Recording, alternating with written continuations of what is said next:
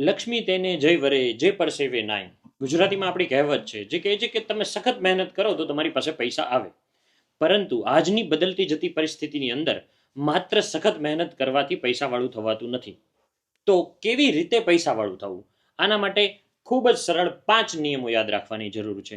નિયમ નંબર 1, આજના સમયમાં બને એટલું સિમ્પલ જીવન જીવો, તમારી જરૂરિયાતો પૂરતું જીવન જીવો. નંબર 2, જેટલું બને એટલું જલ્દીથી જલ્દી તમે રોકાણ શરૂ કરો. તમને જે પણ યોગ્ય ઓપ્શન્સ દેખાય રોકાણ માટેના, એમાં રોકાણ શરૂ કરી દો.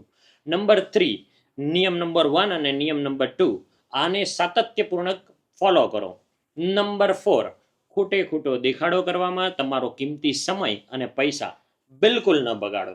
અને નંબર 5, આ બધું જ કર્યા પછી let the time do its work. સમય આપો, ધીરજ રાખો, and you will see the magic. અને તમે જોશો કે રૂપિયા બનશે.